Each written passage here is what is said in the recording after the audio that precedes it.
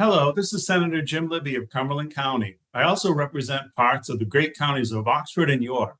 Thank you for joining me for this week's Republican Radio Address.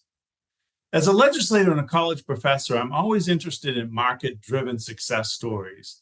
And Texas pulled off a big one earlier this year when the Lone Star State, long known for its rich fossil fuels, pushed California to second place in renewable energy production. How about that? The nation's so-called dirty fuel state overtook California, a state renowned for its far-left green energy mandates and restrictive environmental laws, to become the nation's clean energy leader, all because their elected officials considered markets and coordination over government mandates. No matter the industry, product, or service, economic principles are the guardrails by which companies and even good governments operate.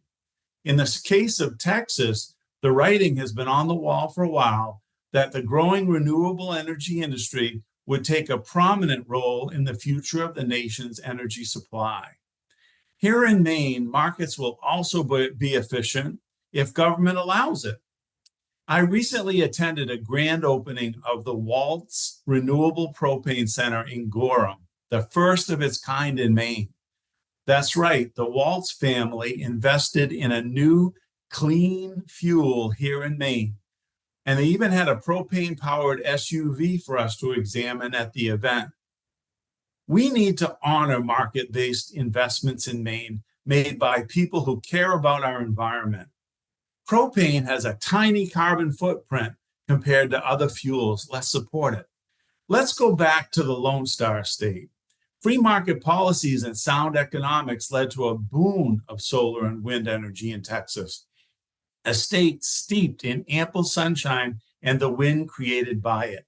Today, Texas is the only U.S. state that produces more than a third of its electricity from renewable sources, and major investments in battery storage extend that green energy well beyond sunset.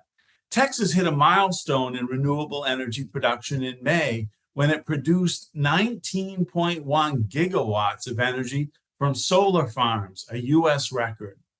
To put it into perspective, that's enough electricity to power New England at peak demand. My point here is, although Texas leads the nation in fossil fuel production, its own energy industry goals led it to diversification, not government mandates and bans. Economics became the determining factor in making energy investment decisions, not politics.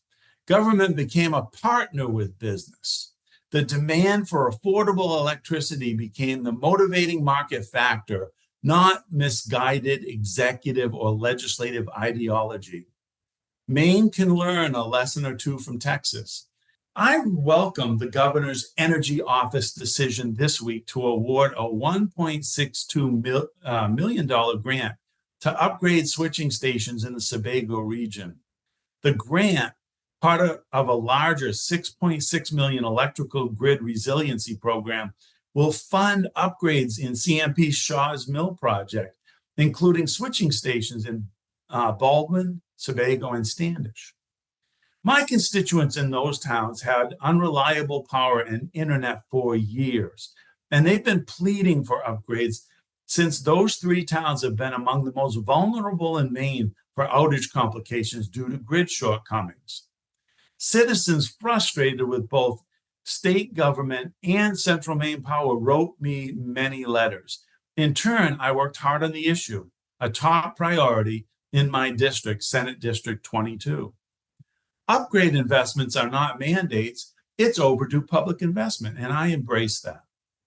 Unfortunately, other policy decisions by state government have prioritized the investment of billions of ratepayer dollars, not taxpayer dollars, ratepayer dollars in solar farms to achieve goals that may or may not help the environment. These contracts pay developers high rates for electricity output at 2 and 3 times the wholesale rate. This is part of what is called the net metering program or net energy billing, which I believe is horrible state policy and a driver of our sky-high consumer electricity rates. Representatives from Central Maine Power have told me privately that they feel the same way. The public policy shift over the past 5 years to favor market-altering initiatives and limit or ban other products or services is very concerning. Take the recently defeated electric vehicle mandate, for example, or the attempt to ban or limit new natural gas development in Maine. I couldn't believe that was a bill. Thank goodness Republicans carried the day on those bills. I say resist those in the legislature who would mandate your family budget into oblivion or cover ill-conceived government goals and mandates. When government starts limiting choice, whether it's how you heat your home or what powers the car you drive, we cross the line in tipping the scales in favor of one industry over another. In contrast, a great example of beneficial economic policy in Maine is the incentive program to install heat pumps. Many families have taken advantage of that, but it's a market-driven decision made by consumers, not government. So, Texas spent $7 billion to upgrade its electrical grid over the past 12 years.